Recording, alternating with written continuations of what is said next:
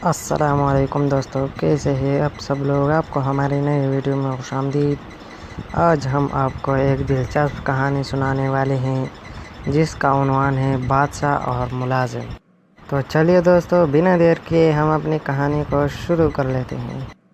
بہت پہلے کی بات ہے کہ ایک مرتبہ ایک بادشاہ اپنے ایک ملازم سردار سے ناراض ہو گیا اور اسے دربار سے نکال دیا اور حکم دیا کہ تم دن رات اپنے گھر میں پڑے رہو، نہ کہیں باہر جا سکتے ہو اور نہ ہی کہیں کام کر سکتے ہو۔ یہ بظاہر معمولی حکم تھا، کیونکہ دن رات گھر میں پڑے رہنا، کچھ کام کاج نہ کرنا اور فارغ وقت گزارنا بہت مشکل ہوتا ہے۔ ویسے بھی ایک آدمی ایک ہی جگہ اور ایک ہی قسم کے لوگوں میں رہتے رہتے گھبرا جاتا ہے، اور تو اور بہت وحشت ہوتی ہے، وقت کاٹنا دوبر ہو جاتا ہے۔ چنانچہ اس کے ساتھ بھی ایسا ہی ہوا، وہ سارا دن پڑا رہتا اور کوئی کام نہیں کر سکتا تھا۔ سردار بہت پریشان تھا، کیونکہ اس کے بچوں کے پیٹ بھرنے کا سوال تھا۔ جب وہ گھر سے باہر قدم نہیں نکالے گا تو بیوی بچوں کو کھلائے گا کہاں سے؟ اتفاق سے کچھ دنوں کے بعد بادشاہ، وزیر اور شہزادے بلائے گئے۔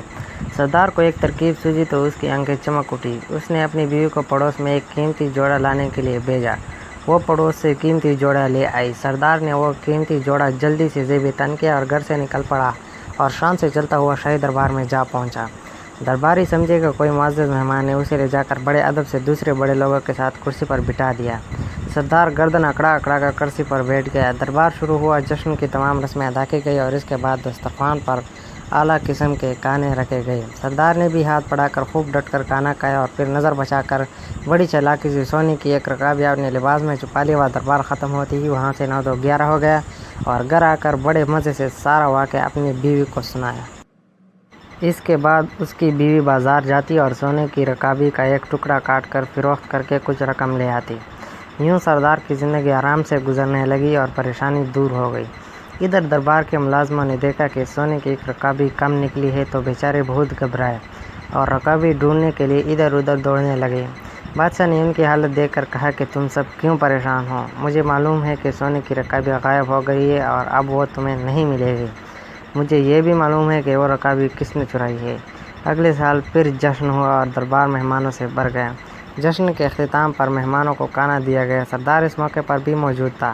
کھانا کھانے کے بعد پھر اس نے نظر بچا کر بڑے اطمینان سے ایک سونے کی رکابی اپنے لباس میں چھپا لی۔ دربار ختم ہوا تو مہمان جانے لگے تو سردار بھی محل کے دروازے سے باہر نکلنے لگا کہ اچانک بادشاہ سامنے آ گیا۔ بادشاہ کو دیکھ کر وہ بہت سٹپٹایا اور گھبرا کر ادھر ادھر دیکھنے لگا۔ بادشاہ نے ہاتھ بڑھا کر اس کا ہاتھ پکڑا اور کہا کہ پچھلے سال کی رکابی ختم ہو گئی، جو پھر ایک اور رکابی لے جانا چاہتے ہو؟ یہ سنتے ہی سردار کے ہوش اڑ گئے اور خوف کے مارے کانپنے لگا۔ آخرکار بادشاہ کے قدموں پر گر پڑا اور کہنے لگا، حضور کے حکم کی تعمیل میں مجھے میرے گھر میں بند کر دیا گیا تھا۔ کئی مہینوں تک پریشان اور تنگ دست رہا۔